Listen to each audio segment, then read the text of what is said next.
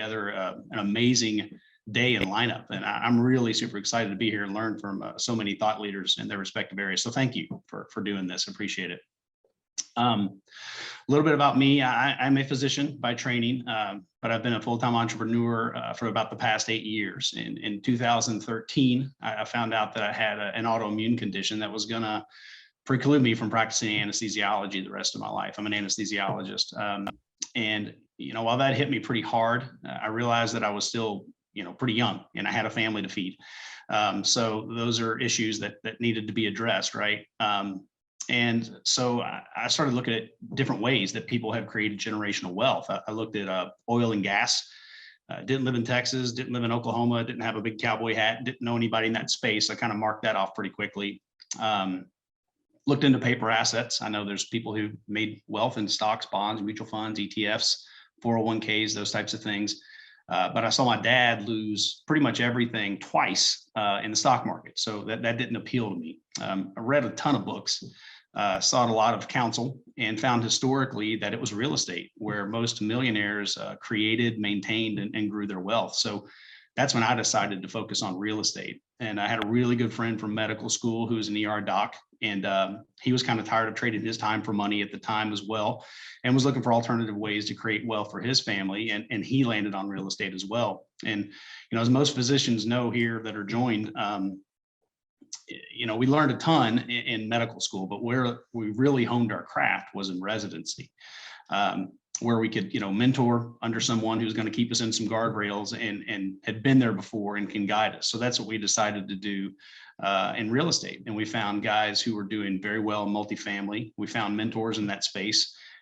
We paid them well, and we learned everything we could from them about real estate. And we kind of morphed what they did and put it into our business model. And we were able to accelerate our journey in real estate dramatically. I was able to replace my income as a physician in about 15 months. And after that, I never really looked back. He and I scaled up to about 800 units between us at the time. And we felt like the market may be shifting a little bit. So we wanted to diversify. Didn't realize it was going to be a historic bull market, but I believe in diversification no matter what asset class we're talking about. So I started diversifying into different areas, not unlike Danny, of real estate. So I jumped into everything. So single family portfolios, flips, both in houses and land, mobile home parks, RV parks, commercial triple net like Dollar General, Walgreens, dialysis centers like Fresenius. Started an opportunity zone fund, was looking at opportunity zone investments. I had some capital gains from a sale of a business and didn't really like what I was seeing. So I started my own and bought some land with that. I've been involved in vacation rentals, both property managed and Airbnbs, self-storage, pretty much anything from a real estate standpoint I've jumped into. And more recently, over the past few years, I did delve into oil and gas, and both in mineral rights, and you'll hear Troy Eckert talk a little bit about that later on today, and working interests, oil wells.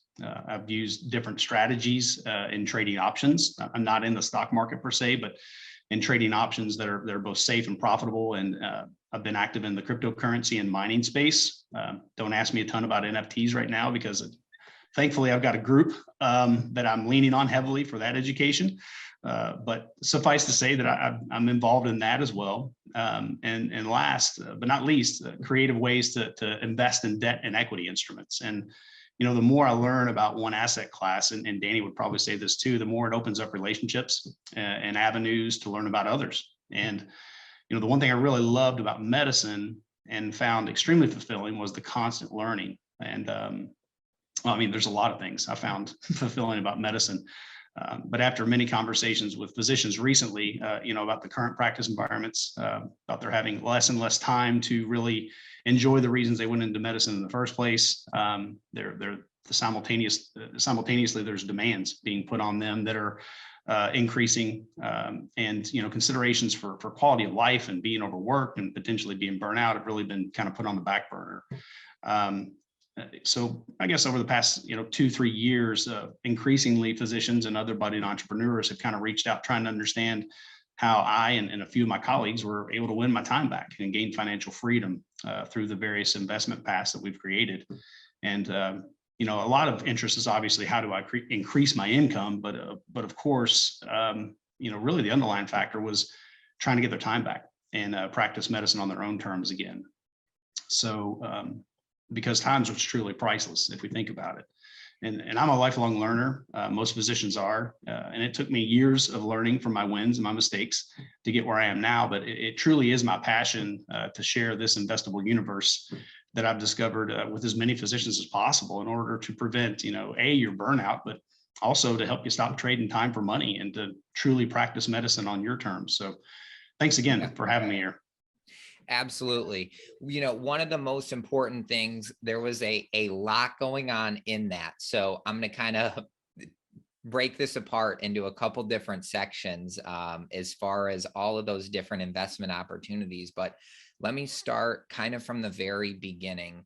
For you, the kind of personal tipping point, was it the autoimmune disease that was the click in your brain, or the change in your belief system where I need to solve a new problem for my family? Was it that moment in time where things really clicked from you and said, I need to stop exchanging as much time for money and start finding new ways to grow income? Yeah, I mean, I guess as they say, necessity is the mother of invention. So, of course, there was that. But I'd also in my previous life before medical school, I'd used real estate. I'd done some flipping, and I'd also owned some single family homes, and I saw the benefit of that because it actually, paid for quite a bit of my medical school, just the rental income and selling some of those flips as well. Absolutely. But I think it's really what got me thinking is, I never thought that was going to happen. And we never can foresee catastrophic life events. Right. And when that happened, I told myself that no matter what direction I was going to go, I was not going to let a job or a circumstance dictate my family's financial future ever again. So assets that produce cash flow, I found that could last for generations, but jobs don't, right? So Absolutely. so That is that's such a, go ahead. I was going to say, that is such a critical comment that I just want to highlight, that, I'm a firm believer, and I say this all the time to people, but your financial freedom, your, financial future is your personal responsibility, no matter what Amen. age you are, whether you are 10 years old or 90. Your personal financial wealth or financial freedom is your responsibility. And I love that you took charge of that. Now, probably on today's